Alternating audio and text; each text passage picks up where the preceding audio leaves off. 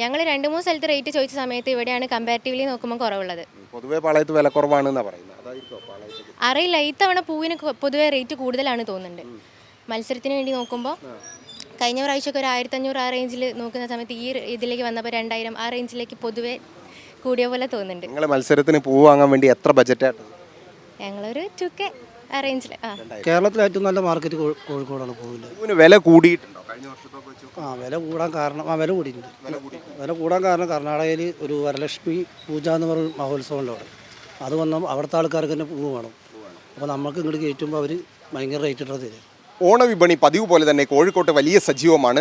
പഴങ്ങളും അതുപോലെ തന്നെ പച്ചക്കറികളും പൂക്കളും ഏറ്റവും കൂടുതൽ സജീവമായി വിൽപ്പന നടക്കുന്നത് പാളയം ഭാഗത്താണ് നമ്മളിപ്പോൾ ഉള്ളത്. ഇവിടെ നേരത്തെ ഹോട്ടലുകളടക്കം ആയി പ്രവർത്തിച്ചിരുന്ന കടകളാണ് ഇപ്പോൾ ഓണക്കാലത്ത് പൂ വിപണിയായി പ്രവർത്തിക്കുന്നത്. ഇപ്പോൾ ഹോൾസെയിൽ കടയിലാണ് നമ്മളുള്ളത്.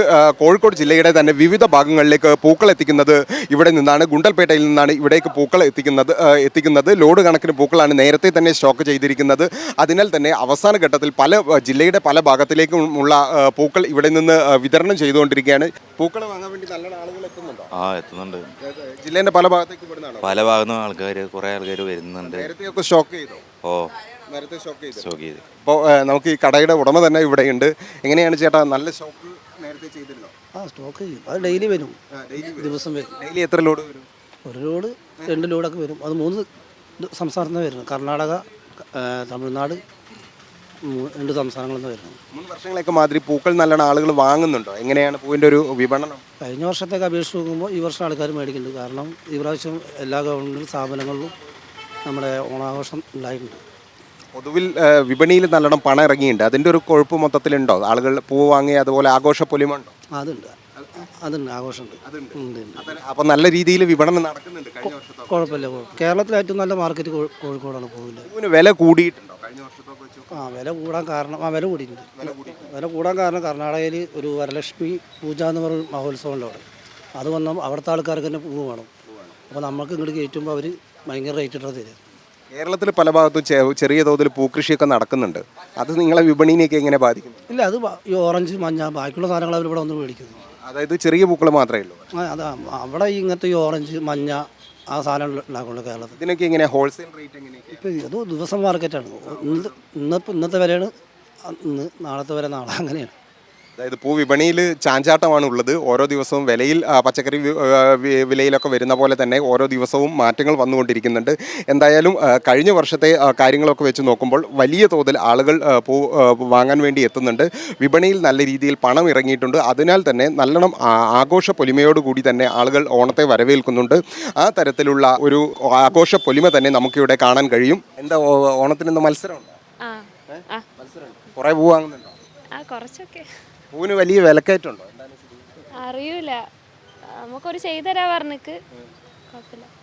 ഞങ്ങൾ പൂക്കൾ വിലക്കുറവുണ്ടോ? എന്താണ് ഇങ്ങനെ ഹോൾസെയിലേക്ക് വരാൻ കാരണം? ഞങ്ങൾ 2-3 സ്ഥലത്ത് റേറ്റ് ചോദിച്ച സമയത്ത് ഇവിടെയാണ് കമ്പാരിറ്റീവ്ലി നോക്കുമ്പോൾ കുറവുള്ളത്. പൊതുവേ പാളയത്ത് വില കുറവാണെന്നാണ് പറയുന്നത്. അതായിരിക്കോ പാളയത്ത്? അറിയില്ല, ഇത്തവണ പൂവിന് പൊതുവേ റേറ്റ് കൂടുതലാണ് തോന്നുന്നുണ്ട്. മത്സരത്തിന് വേണ്ടി നോക്കുമ്പോൾ കഴിഞ്ഞ പ്രാവശ്യമൊക്കെ ഒരു 1500 ആ റേഞ്ചിൽ നോക്കുന്ന സമയത്ത് ഈ ഇതിലേക്ക് വന്നപ്പോൾ 2000 ആ റേഞ്ചിലേക്ക് പൊതുവേ കൂടിയ പോലെ തോന്നുന്നുണ്ട്. നിങ്ങൾ മത്സരത്തിന് പൂ വാങ്ങാൻ വേണ്ടി എത്ര ബജറ്റാണ്? ഞങ്ങളൊരു 2K ആ റേഞ്ചിൽ. ആളുകളൊക്കെ വലിയ തോതിൽ പൂ വാങ്ങാൻ വേണ്ടി എത്തുന്നുണ്ട്. തൊട്ടടുത്തുള്ള കടകളിലും എല്ലാം ഈ പാളയം മേഖലയിലാണ് ഏറ്റവും കൂടുതൽ കോഴിക്കോട് ജില്ലയിൽ പൂക്കൾ എത്തുന്നത്. അതുകൊണ്ട് തന്നെ വലിയ തിരക്ക് ഇവിടെ അനുഭവപ്പെടുന്നുണ്ട്. മറ്റൊരു ഭാഗം പച്ചക്കറിയുടെ ഭാഗമാണ്. ആ ഭാഗത്തേക്ക് നമ്മളിപ്പോൾ പോവുകയാണ്. അതുപോലെ തന്നെ പഴവിപണിയും വലിയ തോതിൽ തന്നെയാണ് പാളയത്ത് സജീവമായിരിക്കുന്നത്. കോഴിക്കോട്ടെ പഴവിപണിയും കേന്ദ്രീകരിച്ചിരിക്കുന്നത് പാളയം മേഖലയിലാണ്. പഴത്തിന് ഇക്കുറി വിലക്കയറ്റമുണ്ട്. നേന്ത്രപ്പഴത്തിന് ഏതാണ്ട് 30 രൂപയോളമാണ് വില കയറിയിരിക്കുന്നത്. നേരത്തെ 40 രൂപയായിരുന്നു കിലോയ്ക്ക് വിലയെങ്കിൽ ഇപ്പോൾ ഏതാണ്ട് 70 രൂപയാണ് ചില്ലറ വിപണിയിലെ വില. അതുപോലെ തന്നെ ആണിപ്പൂവൻ്റെ വിലയും ഏതാണ്ട് 20 രൂപയോളം കൂടി. ഇപ്പോൾ പാളയത്തെ പഴവിപണിയിലാണ് നമ്മളുള്ളത്. ചേട്ടാ, എങ്ങനെ ഓണത്തിന് പഴക്കച്ചവടമൊക്കെ നല്ല അടിപൊളിയായിട്ട് നടക്കുന്നു? ഉഷാറായിട്ട് പോകുന്നുണ്ട്. നേരത്തെ നല്ല രീതിയിൽ സ്റ്റോക്ക് ചെയ്തു? ഉണ്ട്, സ്റ്റോക്ക് ഉണ്ട്. സാധനങ്ങളൊക്കെ വരുന്നത് ഗുണ്ടൽപേട്ട്, തമിഴ്നാട്, പല സ്ഥലത്തും. പഴത്തിന് ഇത്തവണ വിലക്കയറ്റം കുറച്ച് കൂടുതലാണ് സാധാരണ. ഏത് ഐറ്റത്തിനാണ് വില? ഞാണിപ്പൂവിനായാലും നേന്ത്രപ്പഴമൊക്കെ ലേശം കൂടുതലാണ്. നേന്ത്രപ്പഴത്തിന് എത്ര വില കൂടി? സാധാരണ ഇവിടെ 50-60 റേഞ്ച്. ഇപ്പോൾ ഒരു 70 നമ്മൾ കൊടുക്കുന്നത്. അതിലും കൂടുതൽ കൊടുക്കുന്ന ആൾക്കാരുണ്ട്. നമുക്ക് ഒന്നായിട്ട് കേട്ടിട്ടുണ്ട് നമുക്ക് 70 കൊടുക്കാൻ പറ്റുന്നുണ്ട്. ചിലപ്പോൾ പുറമെ പീടികാർ ചിലപ്പോൾ 80 ആയിരിക്കും. ഇവിടെ 60-70 റുപ്യൻ്റെ അടുത്ത് തന്നെ ഹോൾസെയിൽ റേറ്റ് അവർക്ക് വരുന്നുണ്ട്. അപ്പോൾ അവർക്ക് കൊടുക്കുമ്പോൾ 80-90 അടുത്ത് അവർക്കും കൊടുക്കേണ്ടി വരും. എന്നാലും അവർക്ക് എന്തേ കിട്ടുള്ളൂ. നമ്മളിവിടെ 70 റുപ്യക്കാണ് ഇപ്പോൾ റീറ്റെയിൽ കൊടുക്കുന്നത് നേന്ത്രപ്പഴം. പഴവിപണിയിൽ വലിയ വിലക്കയറ്റം, അതായത് നേന്ത്രപ്പഴത്തിനും അതുപോലെ തന്നെ ആണിപ്പൂവനും ഉണ്ടായിട്ടുണ്ട്. എന്നാലും വലിയ തോതിൽ സ്റ്റോക്ക് നേരത്തെ തന്നെ എല്ലാ വ്യാപാരികളും എത്തിച്ചിട്ടുണ്ട്. പാളയം കേന്ദ്രീകരിച്ചാണ് പഴവിപണി ഏറ്റവും വലിയ സജീവമായത്. ആളുകളും നല്ല രീതിയിൽ ഇവിടേക്ക് വാങ്ങാൻ എത്തുന്നുണ്ട്. കാരണം ഓണത്തിന് വിഭവങ്ങൾ ഉണ്ടാക്കാനും അതുപോലെ തന്നെ മറ്റാവശ്യങ്ങൾക്കുമായി വലിയ രീതിയിലാണ് പാളയത്തേക്ക് ആളുകൾ എത്തിക്കൊണ്ടിരിക്കുന്നത്. പച്ചക്കറി മാർക്കറ്റിലേക്ക് വരികയാണെങ്കിൽ പഴങ്ങളും ഉണ്ട്. അതുപോലെ തന്നെ ഓണത്തിന് വേണ്ട സദ്യവട്ടങ്ങൾ ഒരുക്കാനുള്ള എല്ലാ സാധനങ്ങളും നേരത്തെ തന്നെ സജ്ജീകരിച്ചിട്ടുണ്ട്. വലിയ തോതിൽ ആളുകൾ ഇങ്ങോട്ട് എത്തുന്നുമുണ്ട്. കാരണം പ്രധാനമായും പൊതുവിൽ വലിയ വിലക്കുറവ് ഉള്ള സ്ഥലമാണ് പാളയം എന്ന് പറയുന്നത്. വില കുറച്ച് ആളുകൾക്ക് സാധനങ്ങൾ വാങ്ങാൻ കഴിയും എന്നതാണ് ആളുകളെ കൂടുതലായി ഇങ്ങോട്ട് ആകർഷിക്കുന്നത്. ചേട്ടാ, ഓണത്തിന് വിപണിയൊക്കെ എങ്ങനെ? ഓണത്തിന് ഉഷാറാണ് ഇവിടെ. ആളുകളൊക്കെ നല്ല വിലയും കുറവുണ്ട് സാധനത്തിന്. വില കുറവാ. പാളയത്ത് വന്നാൽ വില കുറച്ച് സാധനങ്ങൾ വാങ്ങാന്നാണല്ലോ ആളുകൾ പറയുന്നത്. അത് ഇവിടെ വില കുറവല്ല. 11:30 വരെ കച്ചവടം അവിടെ. ആളുകൾ പറയുന്നത് മഴയുണ്ടെങ്കിലും വലിയ രീതിയിൽ തന്നെ കച്ചവടം നടക്കുന്നുണ്ട്. ആളുകൾ നല്ല രീതിയിൽ ഇങ്ങോട്ടേക്ക് എത്തുന്നുണ്ട്. ഇപ്പം നമുക്ക് ദൃശ്യങ്ങളിൽ തന്നെ കാണാൻ കഴിയും. പച്ചക്കറി മാർക്കറ്റിലെ തിരക്ക്, സാധനങ്ങൾ ഒരു ഭാഗത്ത് ഇറക്കുന്നത് കാണാം. അതുപോലെ തന്നെ പച്ചക്കറി വാങ്ങാൻ എത്തുന്ന ആളുകളെയും ദൃശ്യങ്ങളിൽ തന്നെ കാണാം. സദ്യവട്ടത്തിന് വേണ്ട എല്ലാ സാധനങ്ങളും ഒരു കുടക്കീഴിൽ എന്ന രീതിയിൽ തന്നെ പല സ്ഥലത്തും സജ്ജീകരിച്ചിട്ടുണ്ട്. ഇതുവരെ മഴയായിരുന്നു. ഇനിയിപ്പോൾ മഴ മാറ്റം വന്നു കഴിഞ്ഞാൽ ജനങ്ങൾ ഇറങ്ങും.